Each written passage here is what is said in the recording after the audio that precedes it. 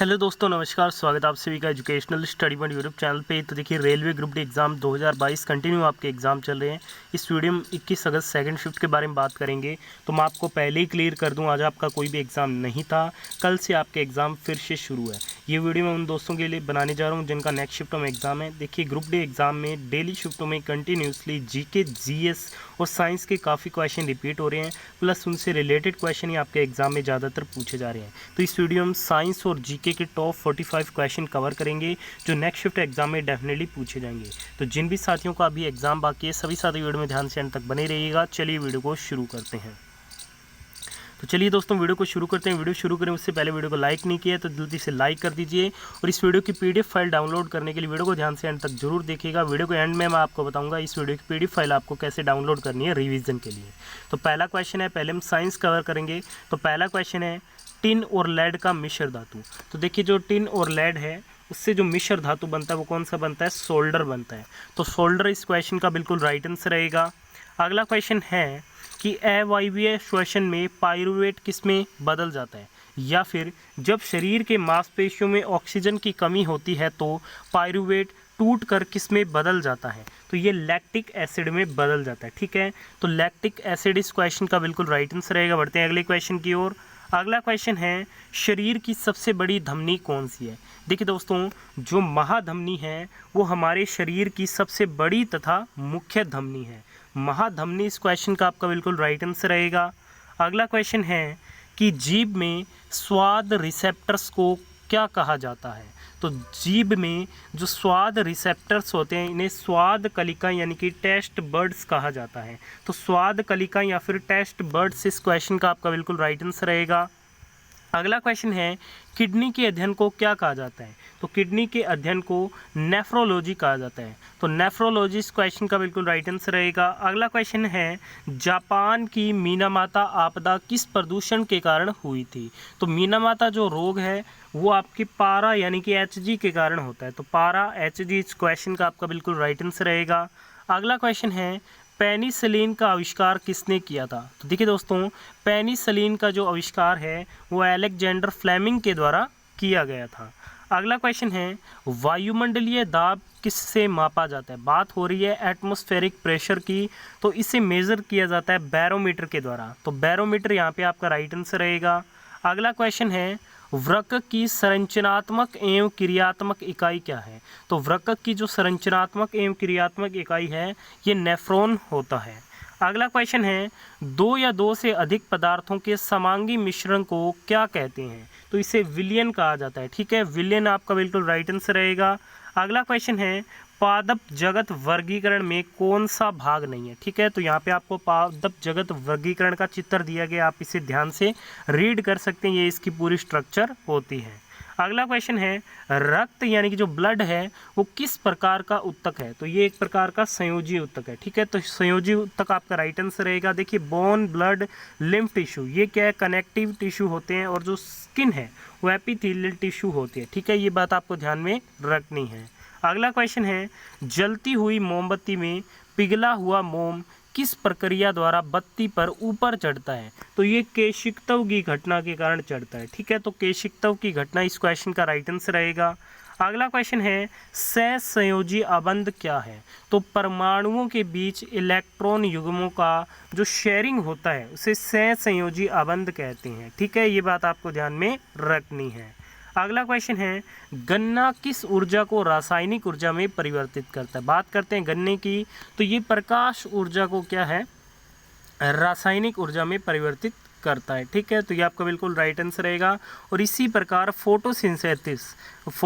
Photosynthesis यानी कि प्रकाश संश्लेषण की प्रक्रिया में जो क्लोरोफिल होता है वो आपके लाइट एनर्जी को केमिकल एनर्जी में परिवर्तित करता है। अगला क्वेश्चन है, आधुनिक विद्युत जनरेटर किस सिद्धांत पर कार्य करता है? तो ये करता है इलेक्ट्रोमैग्नेटिक इंडक्शन के सिद्धांत पर कार्य करता है, जिसे डिस्कवर किया गया था माइकल फैराडे के द्वारा। ठीक है, और जो आपके जनरेटर होते हैं वो यांत्रिक ऊर्जा को विद्युत ऊर्जा में बदलते हैं, और जो मोटरें होती है वो विद्युत ऊर्जा को यांत्रिक ऊर्जा में बदलने का कार्य करती है। ठीक है, ये पॉइंट आपको ध्यान में रखना है। इससे पहले हम आगे बढ़ें, अगर आप ग्रुप डी एग्ज़ाम 2022 वाले इस वीडियो को देख रहे हो तो तो ज़रूर ध्यान दीजिएगा, सभी शिफ्टों में जो साइंस के 50+ प्रश्न बार बार पूछे जा रहे हैं उसकी मैंने सेपरेट वीडियो अपने दूसरे चैनल पे अपलोड कर दी है, जिसका लिंक आपको इसी वीडियो के डिस्क्रिप्शन बॉक्स में गिवन होगा। जिनका एग्ज़ाम बाकी है वो इस वीडियो को ध्यान से एंड तक जरूर देखिएगा और रट डालिए इन प्रश्नों को। ग्रुप डी के आने वाली सभी शिफ्टों के एग्जाम में इस वीडियो से आपको 5 से 6 क्वेश्चन डेफिनेटली देखने को मिलेंगे। तो जल्दी से जाइए, वीडियो पर क्लिक कीजिए, वीडियो को देखिए, लिंक वीडियो के डिस्क्रिप्शन बॉक्स में गिवन है। अगला क्वेश्चन है, नेत्र की वह क्षमता जिसके कारण वह अपनी फोकस दूरी को समायोजित करके निकट तथा दूरस्थ वस्तुओं को रेटिना पर फोकस कर लेता है, क्या कहलाता है? तो ये उसकी समंजन क्षमता कहलाती है। अगला क्वेश्चन है, कृषि व्यवसाय में पेड़ों को व्यावसायिक और गैर वाणिज्यिक प्रयोजनों के लिए खेत में उसे क्या कहा जाता है? तो इसे कहा जाता है फार्म फॉरेस्ट्री, यानी कि कृषि वानिकी। ठीक है, तो ये आपका बिल्कुल राइट आंसर रहेगा।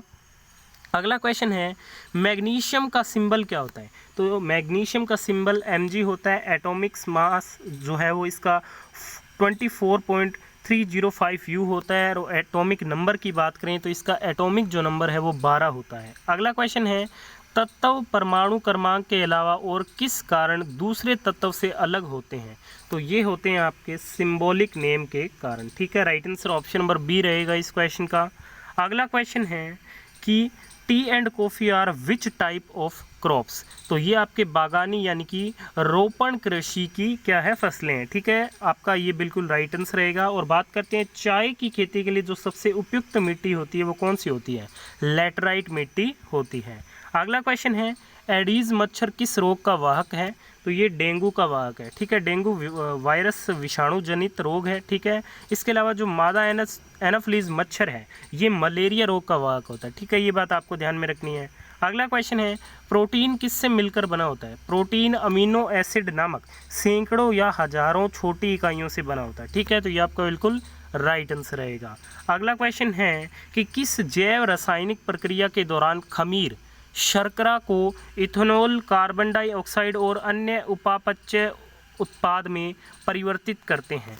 तो ये अल्कोहलिक फर्मेंटेशन यानी कि किण्वन की प्रक्रिया के द्वारा होता है। ठीक है, तो किण्वन की प्रक्रिया इस क्वेश्चन का बिल्कुल राइट आंसर रहेगा।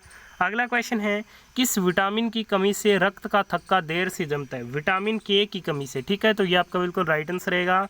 यहाँ से साइंस के क्वेश्चन कंप्लीट हो जाते हैं। अब हम जीके करंट अफेयर के क्वेश्चन कवर करेंगे। तो पहला क्वेश्चन है, भारतीय सेना ने हाल ही में सिक्किम में वेनेडियम आधारित बैटरी तकनीक का उपयोग करके पहला green solar energy harnessing plant शुरू किया है, उसकी क्षमता कितनी है? तो इसकी जो क्षमता है वो 56 kVA। कितनी है? 56 kVA है। अगला क्वेश्चन है कि बाबर किस उम्र में फरगना का राजा बना था? तो ये 12 वर्ष की उम्र में फरगना की गद्दी पर बैठ गया था, यानी कि फरगना का राजा बना था। बाबर का जन्म 14 फरवरी 1483 को अफगानिस्तान के फरगना प्रांत में हुआ था और बाबर के जो पिता थे वो उमर शेख मिर्जा थे, जो कि फरगना के एक तुर्क शासक थे। अगला क्वेश्चन पूछा गया, 2011 की जनगणना के अनुसार सबसे ज़्यादा जनसंख्या किस राज्य की है? उत्तर प्रदेश की है, दूसरे स्थान पर महाराष्ट्र है, तीसरे पे बिहार और चौथे पे पश्चिम बंगाल है। अगला क्वेश्चन है, तमिलनाडु सरकार द्वारा महिलाओं को कृषि में आधुनिक तकनीकों के साथ प्रशिक्षित करने के लिए शुरू किया गया तनवा प्रोजेक्ट का फुल फॉर्म क्या है? तो इसकी फुल फॉर्म है तमिलनाडु वुमेन इन एग्रीकल्चर। ये आपका बिल्कुल राइट आंसर रहेगा।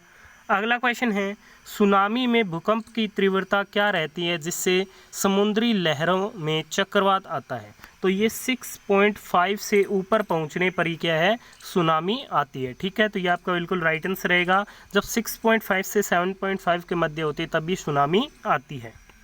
अगला क्वेश्चन है, राई नृत्य किस राज्य से संबंधित है? तो ये मेनली बुंदेलखंड क्षेत्र से संबंधित है, जो कि आपके उत्तर प्रदेश और मध्य प्रदेश के दोनों आपके राज्यों में आता है। ठीक है, तो ये बात आपको ध्यान में रखनी है। अगला क्वेश्चन है कि 73वां संविधान संशोधन द्वारा कौन सा भाग जोड़ा गया? तो 73वें संविधान संशोधन के द्वारा भाग 9 को जोड़ा गया। ठीक है, तो भाग 9 इस क्वेश्चन का राइट आंसर रहेगा। और जो भाग 9A है ये आपके 74वें संशोधन अधिनियम 1992 के द्वारा संविधान में जोड़ा गया। ये पॉइंट भी आप जरूर ध्यान में रखिएगा क्योंकि ये दोनों एक दूसरे से जुड़े हुए क्वेश्चन हैं। ठीक है, अगला क्वेश्चन है 9वीं अनुसूची किस संविधान संशोधन के तहत जोड़ी गई? तो ये जोड़ी गई आपके प्रथम संशोधन अधिनियम 1951 के दौरान। अगला क्वेश्चन है टोक्यो ओलंपिक 2020 में लवलीना बोर्गोहेन कितने केजी भार वर्ग में कांस्य पदक जीता? तो इन्होंने 69 केजी बॉक्सिंग में ये जीता। ठीक है, और ब्रॉन्ज मेडल जीता था और ये असम राज्य की निवासी है। ये आपका बिल्कुल राइट आंसर रहेगा। अगला क्वेश्चन है संपत्ति के अधिकार को कब मूल अधिकार से हटाया गया? तो संपत्ति के अधिकार को 44वें संविधान संशोधन 1978 के द्वारा मौलिक अधिकार से विधिक अधिकार में परिवर्तित किया गया। अब ये अनुच्छेद 301 के अंतर्गत एक विधिक अधिकार के रूप में से स्थापित किया गया। इससे पहले ये अनुच्छेद 31 एंड 19F के अंतर्गत एक क्या था? मौलिक अधिकार था। अगला क्वेश्चन है 2011 की जनगणना के अनुसार सबसे अधिक जनसंख्या घनत्व किस राज्य का है? बिहार का है। ठीक है, बिहार का है, उसके अलावा फिर वेस्ट बंगाल का है और केरला का है। और भारत का जनसंख्या घनत्व कितना है? 382 है। ठीक है, 2001 में कितना था? 324 था। और बात करते हैं सबसे कम जो जनसंख्या घनत्व है वो अरुणाचल प्रदेश का है, 17 व्यक्ति प्रति वर्ग किलोमीटर। अगला क्वेश्चन है भारत सरकार तथा सभी प्रादेशिक सरकारों के सभी तरह के लेखों का अंकेक्षण कौन करता है? तो ये CAG के द्वारा किया जाता है। और भारत के नियंत्रण और महालेखा परीक्षक यानी कि CAG की नियुक्ति राष्ट्रपति के द्वारा की जाती है। अगला क्वेश्चन है मुस्लिम लीग द्वारा पृथक स्वायत्त मुस्लिम राष्ट्र की मांग कब की गई थी? तो ये लाहौर अधिवेशन 1940 में पहली बार पृथक पाकिस्तान राज्य के निर्माण का प्रस्ताव पारित किया गया। ठीक है, और ये जो इसकी जो 22 से 23 मार्च 1940 को मुस्लिम लीग का अधिवेशन हुआ था लाहौर में, इसकी अध्यक्षता मोहम्मद अली जिन्ना ने की थी। अगला क्वेश्चन है अशोक के प्राचीन शिलालेख किस भाषा में थे? तो ये प्राकृत लैंग्वेज में थे। ठीक है, तो ये आपका बिल्कुल राइट आंसर रहेगा। अगला क्वेश्चन है सत्यशोधक समाज के संस्थापक कौन है? ज्योतिराव फुल्ले हैं। ठीक है, 1873 में इसकी स्थापना इन्होंने की थी। अगला क्वेश्चन है राष्ट्रपति पर महाभियोग चलाने की प्रक्रिया कहाँ से शुरू कर सकते हैं? तो ये किसी भी सदन से शुरू कर सकते हैं और अनुच्छेद 61 में इसके बारे में बताया गया है। उस सदन की कुल सदस्य संख्या के कम से कम 2/3 बहुमत द्वारा ऐसा किया जा सकता है। अगला क्वेश्चन है दूसरी पंचवर्षीय योजना का लक्ष्य है वास्तविक राष्ट्रीय आय में कितने प्रतिशत की सालाना वृद्धि करना रखा गया था? तो ये 25% वृद्धि का टारगेट रखा गया था। ठीक है, तो 25% आपका बिल्कुल राइट आंसर रहेगा। अगला क्वेश्चन है 2021 कोपा अमेरिका विजेता कौन है? तो ये अर्जेंटीना, विजेता ब्राज़ील है और बेस्ट प्लेयर जो है वो इसमें Lionel Messi Argentina, best goalkeeper Emiliano Martinez जो कि अर्जेंटीना से है। ठीक है, बढ़ते हैं अगले क्वेश्चन की ओर। नेक्स्ट क्वेश्चन है जापान में माउंट फ्यूजी किस प्रकार का पर्वत है? तो ये एक्टिव वोल्केनो है और ये हाईएस्ट माउंटेन है जापान में। ठीक है, आपको ध्यान रखना है। अगला क्वेश्चन है और फाइनल क्वेश्चन इस वीडियो का, माउंट आबू किस पर्वतमाला का हिस्सा है? तो अरावली पर्वतमाला का हिस्सा है। ठीक है, ये अरावली का सर्वोच्च शिखर है। तो इस वीडियो में हमने सभी इंपॉर्टेंट क्वेश्चन कवर कर लिए जो आपसे डेफिनेटली नेक्स्ट शिफ्ट के ऑल एग्जाम में पूछे जाएंगे। वीडियो को यहाँ तक देखा धन्यवाद। पसंद आइए लाइक और शेयर जरूर कीजिएगा।